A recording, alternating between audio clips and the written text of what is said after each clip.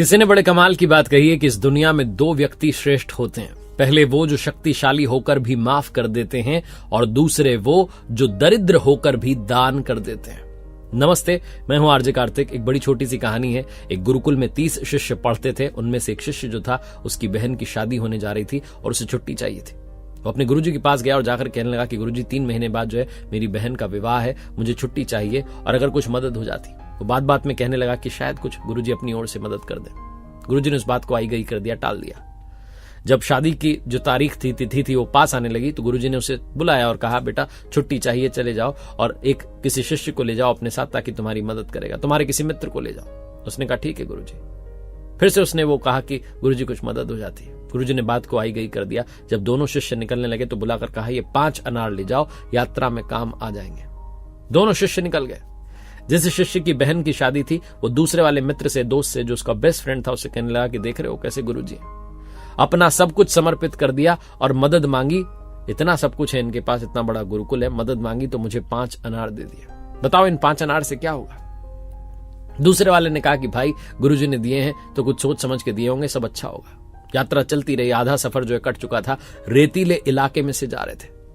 तभी जब ये दोनों वहां विश्राम करने के लिए रुके थे, तभी इन्हें मुनादी की आवाज सुनाई दी। राजा का एक व्यक्ति आकर के ढोल बजा करके चिल्ला चिल्ला करके कह रहा था कि क्या किसी के पास में अनार हैं? दोनों शिष्य जो थे एक दूसरे को देखने लगे और सोचने लगे अनार तो हैं। जाकर के मिले उस व्यक्ति से, कहने लगे हाँ भाई अनार तो हमारे पास हैं, चाहिए क्यों? उस व्यक्ति ने बताया कि राजा की बेटी बड़े दिनों से बीमार है और वैद्य जी ने दवाई दी है जिससे अनार के जूस के, अनार का जो रस होता है उसके साथ ही दी जा सकती है। अब अनार कहां से लाएं, हमारा तो रेतीला इलाका है। ये जो दोनों शिष्य थे उन्होंने कहा कि अरे हमारे पास में अनार है, 5 अनार है। उसे वो अनार दे दिए। व्यक्ति जो इनको साथ ले गया राजमहल में। राजा बड़ा प्रसन्न हुआ।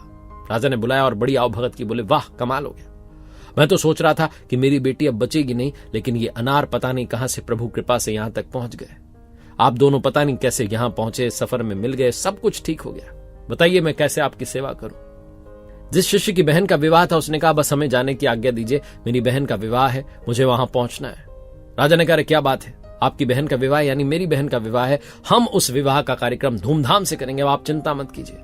आपने मेरी बेटी का जीवन बचाया है, मैं आपकी बहन का विवाह धूमधाम से करवाऊंगा। राजसी तरीके से, राजसी ठाट बाट से विवाह संपन्न हुआ। देखते रह गए लोग कि क्या बात है। गरीब परिवार का व्यक्ति था वो शिष्य जो था, बच्चा था गरीब परिवार का, लेकिन धूमधाम से शादी संपन्न हुई। जब वापस दोनों शिष्य जा रहे थे गुरुकुल की ओर, तो जो बेस्ट वाला फ्रेंड था उसने कहा अपने मित्र से जिसकी सिस्टर की शादी थी कि भाई मैंने कहा था ना, गुरुजी ने कुछ भी जो वो देते हैं, जो भी वो कहते हैं, ऐसे ही नहीं कहते। उनकी योजना बहुत कमाल की होती है। उन्होंने 5 अनार दिए तो कुछ सोच समझ के दिए होंगे। बहुत छोटी सी कहानी है जो ये बताती है कि प्रभु की योजना सर्वश्रेष्ठ होती है। God's plan is always the best plan।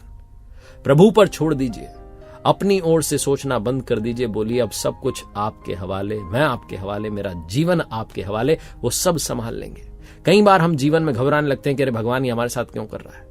अरे आप और हम तो थोड़ा ही दूर का देख रहे हैं, देखने वाला तो बहुत दूर का देखता है और हमारे लिए सब कुछ पहले से ही तय कर देता है। एक बार फिर से वही बात जो अक्सर कहता हूं, कर दिखाओ कुछ ऐसा कि दुनिया करना चाहे आपके जैसा। मेरी नई किताब को इतना सारा प्यार देने के लिए धन्यवाद। कर दिखाओ कुछ ऐसा है जो बुक है, ये ऑलरेडी बहुत सारे लोगों तक पहुंच गई है, लेकिन अगर आप तक नहीं पहुंची, आपने नहीं पढ़ी, तो अमेजॉन पर, फ्लिपकार्ट पर या आपके पास वाले बुक स्टोर पर अवेलेबल है। और मेरी वेबसाइट rjkartik.in, जहां कुछ कोर्सेज हैं, उम्मीद है आपके काम आएंगे।